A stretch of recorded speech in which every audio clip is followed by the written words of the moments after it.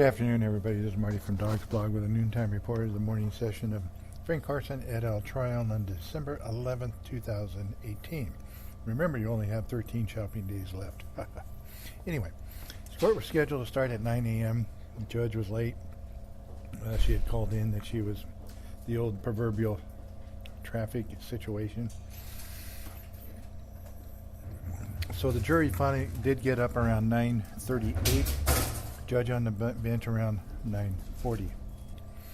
Marlissa Ferrer continued her deposition of Eddie Quintanar. She asked him if he knows an officer who worked in, I believe he worked in the Merced office by the name of Angel Fuentes. He used to work in the Merced office.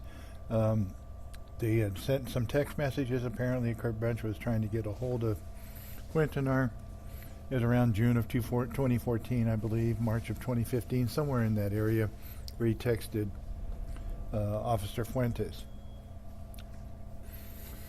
Through text messages, I believe it was, they talked about Kurt Bunch coming to Quintanar's house,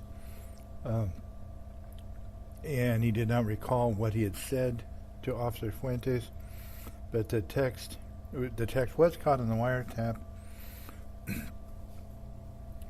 And Quintanar was refreshed with the text, the transcript of the wiretap text.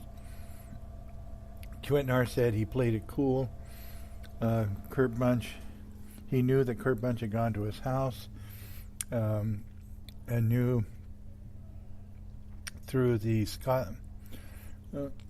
union rep that they'd gone to Scott McFarland's house also. In those texts, he also described the DA's office as asshats, A-S-S-H-A-T-S. And they were told, and he had told Walter Wells the pop and cork issues. He told Officer Fuentes what he would do if they came to his door.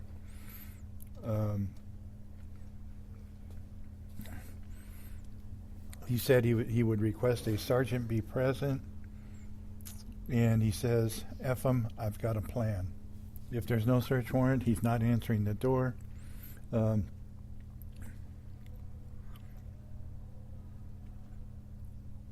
He said he would stick a barrel out the door with a GoPro on it, and he said, JK, just kidding. He said he met with Dombey and Hutzel. They were asking Quintanar questions about the wiretaps and other interviews, asking about the Outlaws' relationship and along those lines. Apparently, Dombey and Hutzel were asking in reference to the trackers with Daljeet Atwal. He said he did not recall what he had said about that. And she asked him, why did he say they must think they did something? That's what the investigator said, that they must think they did something. He said he notifies any arrest. They don't have to talk.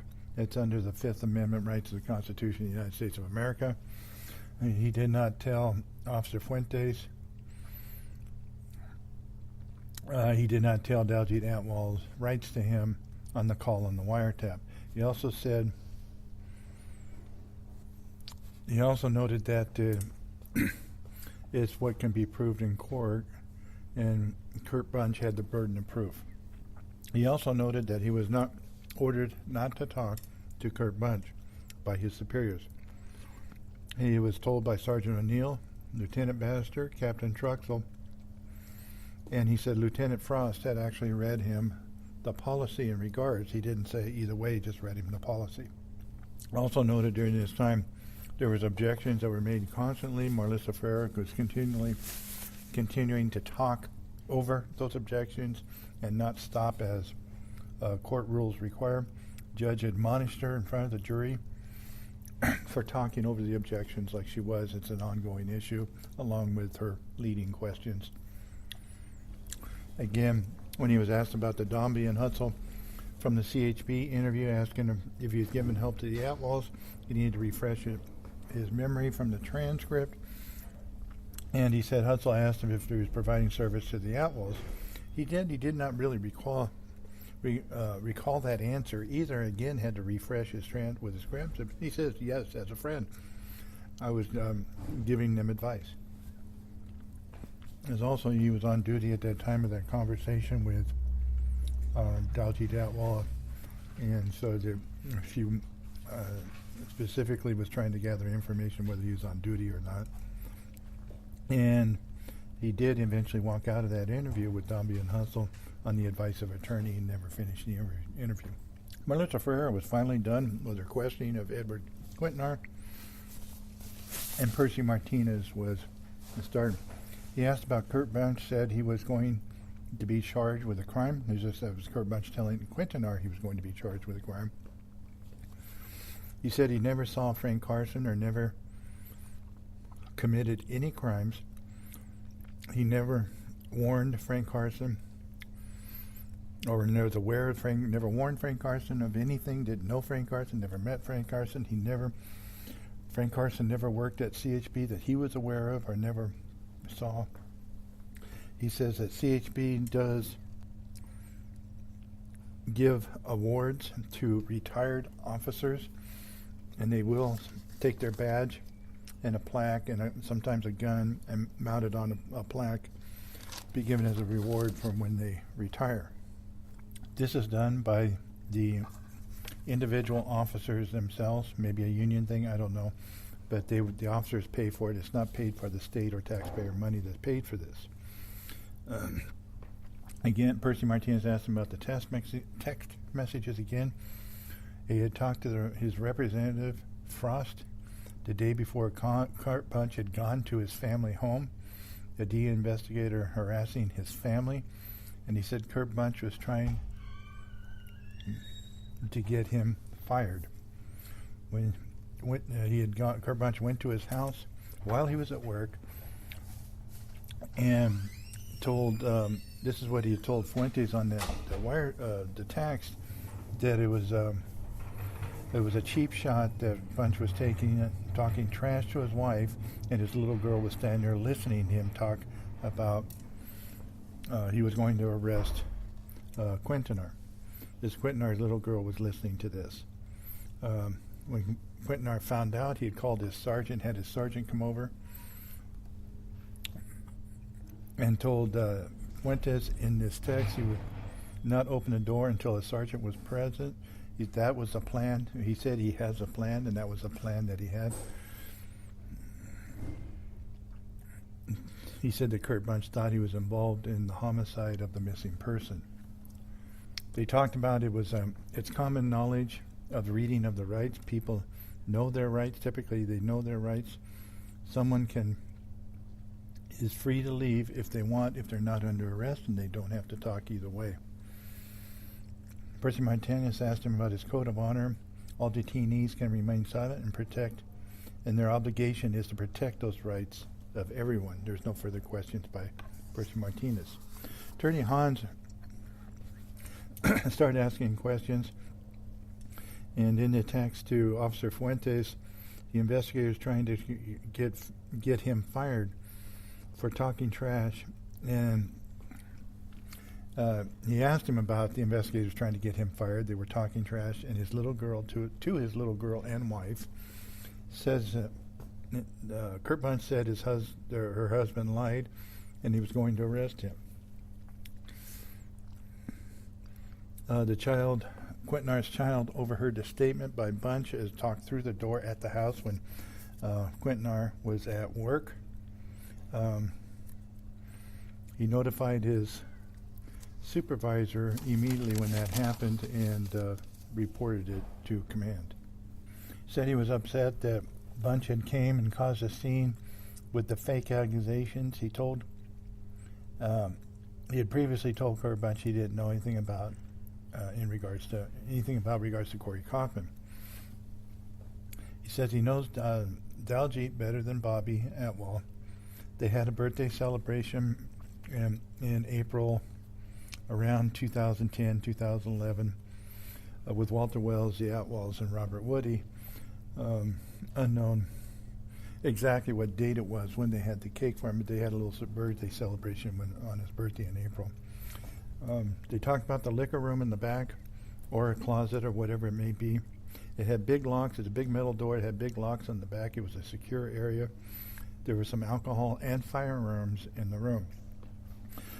He said he saw Daljeet Atwal with a gun and a holder or a holster in Pompacork. It wasn't out on the streets or anywhere else. They went in to when the CCWs carry a concealed weapon. The license that somebody has for that allows carry to in public concealed carry on private property and business private property like your home or businesses. You're allowed to conceal carry. Hans started asking about the interview with Dombey. They were forcing an answer for him to answer questions. That was in March of 2015. He talked to Kurt Bunch. He did not walk out of that interview like he did previously with Dombey because of the way they were asking things. Melissa Ferrer asked in regards to statements of some Scott McFarlane had said about his neighbors. Quintanar says McFarlane said he had some tweakers living next door. At this time, there was Alonzo Granford, the attorney for Quintanar, had taken Quintanar off the stand to talk. He wanted to talk to his client about something.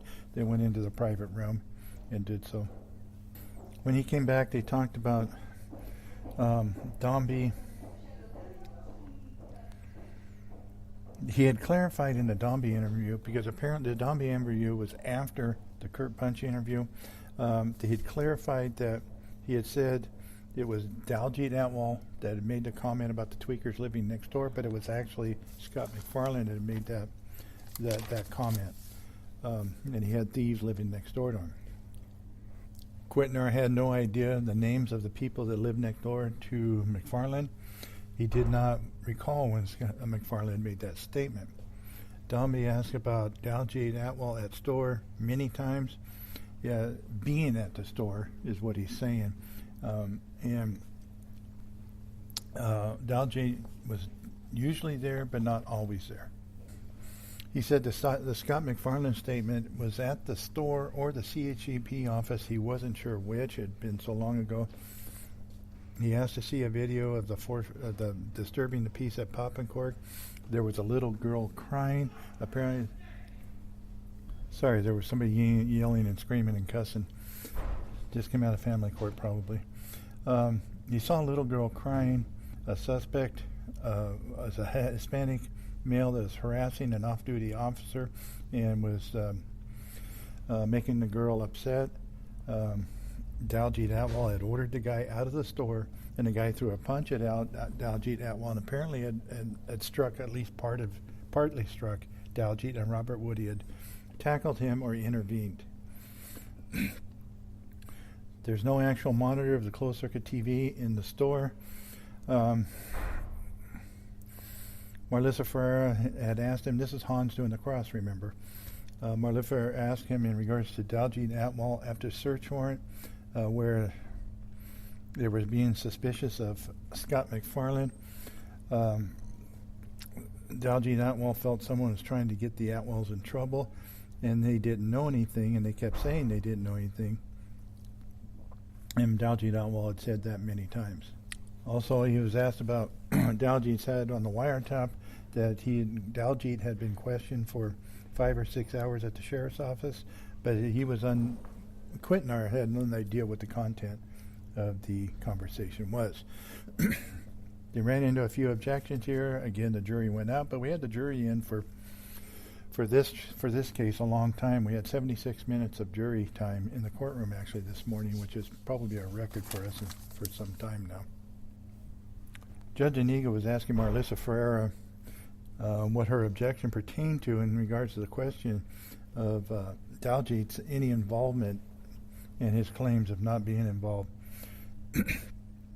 Marlissa Ferreira said their position was obstruction of justice. Marlissa Ferreira had said that there was a legal Marlissa Ferrer had objected, saying that Quintanar couldn't make a legal conclusion of what he thought obstruction of justice and stuff was, and it was the judge that was totally lost in that. She had no idea what she was talking about. Attorney Hans had argued to the court that Marlissa Ferrer had talked Algie Atwell was upset due to the damage at the store. Marlissa brought it into on the stand, and after law enforcement officers had rigged out the entire closed-circuit CTV system at Pop and Cork, and the Outlaws were upset. They didn't go in there and just take the hard drive. They didn't go in there and take the DVR. They ripped it out of the entire system, ripping wires out of the walls and everything else at the Pop and Cork. This damage had occurred prior to the phone call on July 15, 2012. That was the day of the search warrant that they'd done earlier in the day. Jai Gohill argued to the court that the Evidence Code 780, the attitude of a witness, is relevant. Kurt Bunch has continually made threats on homicide charges to Quintanar. Buccal swabs were taken. His attorney is here. There's a wiretap letter and the CHP interrogation, as Quintanar called it. Quintanar's demeanor is a bit fearful. Quintanar afraid of the DA and the investigators. It's all relevant to the threats that were made to his wife and child. Quintanar effects and lawsuits should be explained while on the stand. What he's arguing is there's a certain reason why he's acting the way he's acting, and said some of the things he's said, the way he talked before and the way he's talking on the stand now, even though he's testifying under immunity. Percy Martinez argued that Quintanar has been dealing with these charges and issues for 2 years or longer now. The jury can evaluate any information of credibility if you give them all the information. The DA has chosen to put him on the stand. Quintanar's attitude is a result of the actions of the district attorney's investigators, office and investigators, and their activities, also in regards to the civil suit that is pending against the district attorney's office, Marlissa Ferrer, and Kurt Bunch personally. The jury has a right to know. And that for the reason behind Quintanar's attitude, and I didn't think his attitude was real bad. He's probably doing better than I would have done under the circumstances. Marlissa Ferrer said the court's already ruled in regard to some of these charges and of the witnesses, any charges they may have faced or did face, or jail time they had incurred.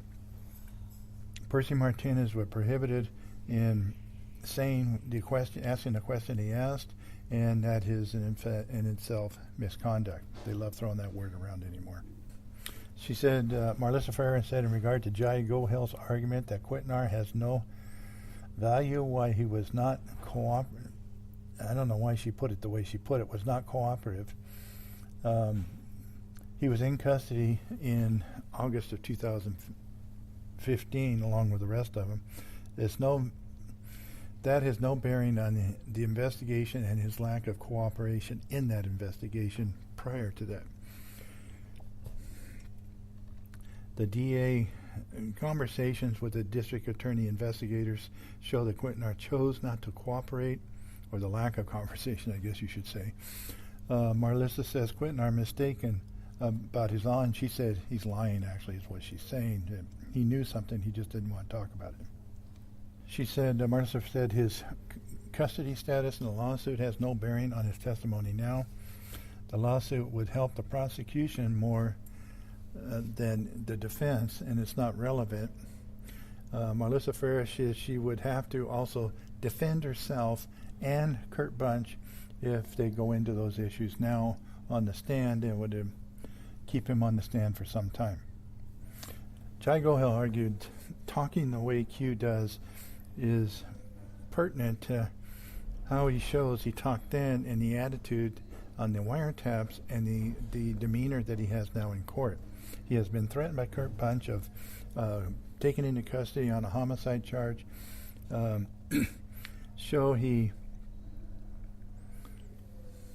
They should be allowed to show that he was charged, he has an attorney, and show the jury all the information they have a right to know. Investigators obviously think Quintanar is involved in the homicide to go after him this hard.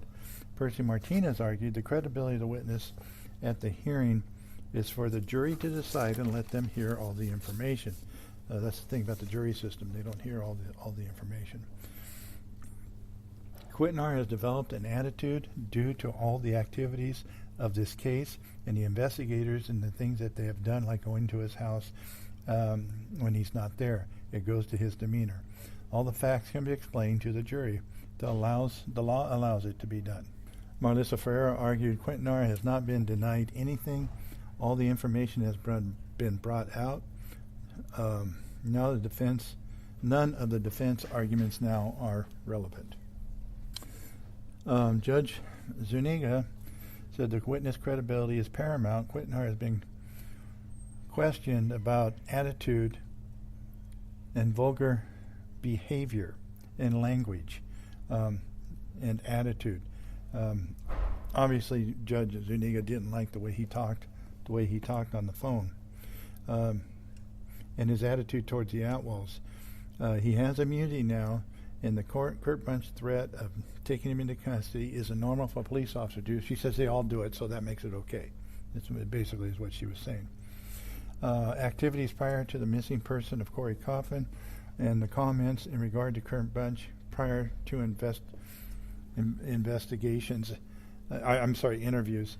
So she's talking about the way he talked before to the Outlaws and the way he talked after the Outlaws. It really wasn't much different.